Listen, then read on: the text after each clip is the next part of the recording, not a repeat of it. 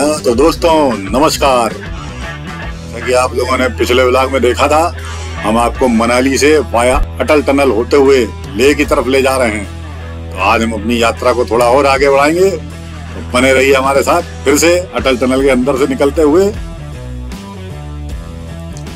आपको पिछले ब्लॉग में बताया था कि ये लगभग 9 किलोमीटर की टनल है, 10,000 फुट से ऊपर की ऊंचाई पे। पूरा ब्लॉग देखने के लिए पिछला ब्लॉग जरूर देखें। अटल टनल के बाहर निकलते ही आपको ऐसे नजारे दिखेंगे। यहाँ पे फिर से झूले, दोस्तों भूल गए झूले? अरे भाई, स्पीति वैली और लद्दाख में नमस्कार को यहाँ की लोकल भाषा में झूले बोला जाता है। झूले दोस्तों फिर से। देखिए लिखा भी हुआ है, अटल टनल के बाहर आपका ऐसे ही स्वागत होता है, चंद्रा नदी किनारे। और उसके बाद वहीं आगे थोड़ा बढ़ के हम लोगों ने अपने ब्रेकफास्ट का इंतजाम करा। प्याज के पराठे और तड़का लगी दही। पिछली बार बड़ा मुंह में पानी आया था, फिर ले लो थोड़ा सा, फिर आगे बढ़ेंगे। तो अगर आप लोग सिर्फ मनाली भी घूमने आ रहे हो ना, तो स्पीति वैली में आ सकते हो। मनाली से कंटिन्यूअसली कंडक्टर टूर वहाँ के टैक्सी टूर ऑपरेटर्स चलाते हैं। आपको मनाली से जिस्पा, जो कि लेह से पहले का लास्ट स्टॉपेज है, जहाँ पे पक्के वाले मकान बने हुए हैं, उसके आगे तो बस बीच में एक जगह कैंप फैसिलिटी ही है। तो आप मनाली से जिस्पा लगभग 3 घंटे में पहुंचते हो, जो कि लगभग 100 किलोमीटर है। तो वहाँ के कंडक्टर टूर वाले आपको फुल डे का प्रोग्राम देते हैं। मतलब सुबह आप 7-8 बजे चलिए, 3 घंटे में पहुंचिए, 4-5 घंटे वहाँ एंजॉय करिए, चंद्रभागा नदी किनारे कैंपिंग करिए और रात को वापसी मनाली हो लीजिए। तो मनाली तक कैसे पहुंचना, ये तो आजकल सबको मालूम है भाई। पिछले ब्लॉग के ग्लिम्स में ही हमने आपको कितनी बातें बता दी हैं। खाना बनाते बनाते ही अब थोड़ा सा आगे नजारे लीजिए हमारे साथ स्पीति वैली के। बढ़ते हैं आगे। तो दोस्तों, अटल टनल पार करने के लिए या जिस्पा स्पीति वैली में जाने के लिए आपको किसी किस्म के परमिट की जरूरत नहीं होती है। कहाँ जरूरत पड़ती है ये हम आगे आपको बताएंगे। लद्दाख जाने के लिए अगर आपको प्रॉपर तरीके से लेह लद्दाख घूमना है, तो आपको इनर परमिट बनवाने पड़ेंगे, जिसके थोड़ा सा आगे हम और डिटेल में बताएंगे। अब आप अगला ब्लॉग देखना शुरू करिए।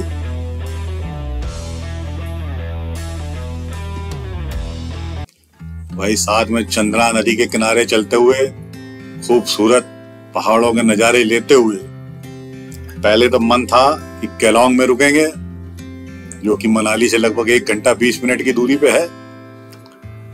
पर भाई रास्ता इतना खूबसूरत था कि हमारा रुकने का मन ही ना करा। अच्छा, एक खास चीज और बताएं आपको, केलोंग में एटीएम है। मनाली के बाद आपको केलोंग में मिलेगा। तो केलोंग के बाद एटीएम आपको लेह में ही मिलेगा। तो भाई अगर जरूरत हो तो निकाल लेना, क्योंकि वहां नेटवर्क का भी इशू रहता है। आप पेटीएम वगैरह चलाने में दिक्कत आ सकती है। ये खूबसूरत नजारे, गाड़ी में बैठे हुए ट्रैवल स्काउट्स, और आप भी हमारे साथ घूम रहे हो। इन रास्तों पे चलते हुए बड़ा सुखद ही एहसास होता है, क्योंकि स्काई एकदम क्लियर है, कहीं कोई पॉल्यूशन जैसी चीज नहीं, और ठंडी है, खुशक ठंडी। अटल टनल के पीछे की तरफ उसके नीचे के एरिया में बारिश होती रहती है, पर इस एरिया में नहीं। हमारी जानकारियां पसंद आ रही हो तो प्लीज हमारा ट्रैवल स्काउट सब्सक्राइब करिए, लाइक करिए, शेयर करिए, हम लोगों को मोटिवेशन मिलता है। तो दोस्तों, जैसा कि आप देख रहे हैं, हम लोग चंद्रा नदी के साथ साथ निकल रहे हैं। थोड़ी देर में इस नदी का एक और नदी के साथ संगम होता है, भागा नदी। ये संगम होता है टांडी में, उसके बाद ये बन जाती है चंद्रभागा नदी। टांडी एक खास जगह, लेह से पहले आखिरी पेट्रोल पंप है वहां पे। जैसा कि आपको बताया था, अटल टनल में आपको किसी भी किस्म का फ्यूल अलाउड नहीं है, किसी कैन वगैरह में, जो कि बाइक या गाड़ी से ट्रेवल करने के लिए, आगे लेह तक जाने के लिए एक तरह से कंपलसरी है, मैंडेटरी है, वरना आपको रास्ते में दिक्कत हो सकती है। तो आप वो फ्यूल यहाँ टांडी में करा सकते हैं, हम भी कराने आ रहे हैं। तो भाई टांडी में 2 ही पेट्रोल पंप हैं, एक ये पहला वाला ही और एक इसके लगभग 10 मिनट बाद। तो भाई रिस्क क्यों लेना, पहले वाला भी रुक ले।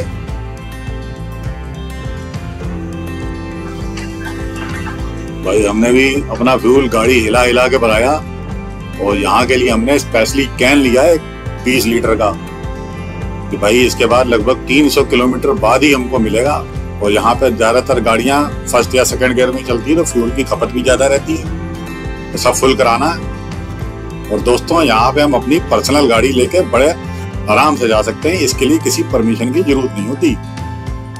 हालांकि यहाँ पे प्रशासन बड़ा सख्त है क्योंकि कुछ लोग अपनी गाड़ी को बिना बताए हुए एज ए टैक्सी लेके जाते हैं, तो वो चीज नहीं अलाउड है। लेकिन अगर आप अपनी ही गाड़ी लेके जा रहे हैं तो कोई दिक्कत नहीं, और आप किसी भी किस्म का 2 व्हीलर भी लेके जा सकते हैं, इवन स्कूटी भी। आगे आपको हो सकता है हम कहीं दिखाएं कि लेह लद्दाख में लोग स्कूटी से भी आते हैं, और 2 व्हीलर यहाँ से मनाली वगैरह से भी आपको प्राइवेट अथॉराइज्ड पर्सन द्वारा रेंट पे उपलब्ध कराए जाते हैं, तो वो लीगल है, उसमें कोई दिक्कत नहीं है क्योंकि उनकी पूरी लारी चलती है साथ में जो पूरा बैकअप का आपको इंतजाम करके देती है। तो हम लोग टांडी से आगे बढ़े हैं रिफ्यूलिंग पूरी करा के। तो भाई हम पूरा फ्यूलिंग करा के टांडी से केलांग की तरफ जा रहे हैं, खूबसूरत नज़ारे लेते हुए, और साथ ही साथ में हमारे चंद्रभागा नदी भी चल रही है। आप भी हमारे साथ नज़ारों का आनंद लीजिए। मनाली से तो हम लोग सोच के आए थे कि भाई ले पहुंचने से पहले केलांग में नाइट स्टे करेंगे, पर रास्ते इतने खूबसूरत थे लगा थोड़ा और आगे बढ़ लें। वहाँ के लोकल्स ने भी थोड़ा सपोर्ट करा, भाई थोड़ी और दूरी पे जाओ, जिस्पा है वहां भी आप रुक सकते हो। अगर चलो भाई जैसा बताया जा रहा है वैसा करा जाए। अब दोस्तों यहाँ एक जरूरी जानकारी, स्पीति वैली या हिमाचल में कहीं आने के लिए किसी किस्म के परमिट की जरूरत नहीं है, लेकिन ले जाने के लिए आपको परमिट बनवाना पड़ेगा। और ले के परमिट में आपको जितने भी पॉइंट हैं वो सब पे टिक कर लीजिए। लगभग 10-15 जगहों के नाम रहते हैं उसमें, क्योंकि कभी होता है कि आप पेंगोंग वैली जा रहे हो या नुब्रा वैली जा रहे हो और किसी जगह पे आप किसी रास्ते से जा रहे हो, किसी रास्ते से जा रहे हो, तो आपको वहाँ की सारी जगहों के नाम नहीं मालूम, तो आप बाई डिफॉल्ट सब पे टिक कर लो।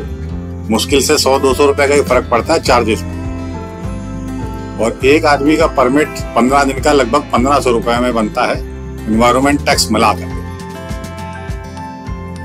भाई जिस्पा के रास्ते में ये आपको इस तरह के ग्लेशियर्स भी नजर आते रहेंगे जहां से फूट फूट के झरने नीचे आ रहे हैं।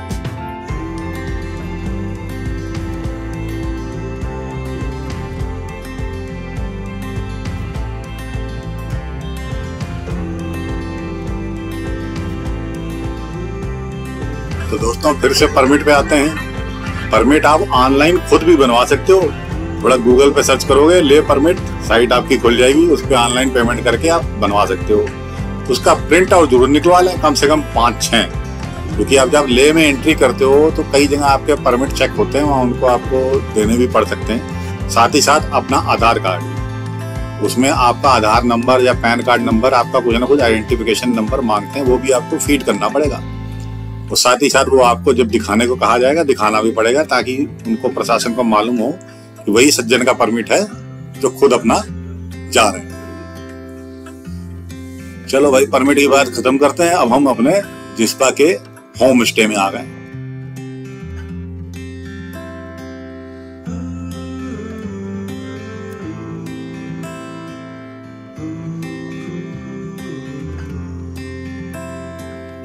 क्योंकि हम लोग नोमैडिक ट्रैवलर की तरह जा रहे हैं, तो हाईवे पे एक बढ़िया होम स्टे नजर आया जिसके फ्रंट पे गार्डन की पूरी फैसिलिटी थी। उनसे हमने पूछ लिया भाई अपना खाना वाना बना सकते हैं? उन्होंने कहा बिल्कुल, खुद भी बनाओ, हमको भी खिलाओ। मैं कहा ठीक है भाई, आप दुनिया खिलाते हो, आज हमसे भी खा लो थोड़ा सा। तो आज हम लोगों ने बेहतरीन पुलाव बनाया अपना, फिर से कुकिंग रेंज निकाल करके शुरू हो गए जी, मस्त पहाड़ियों के बीच में।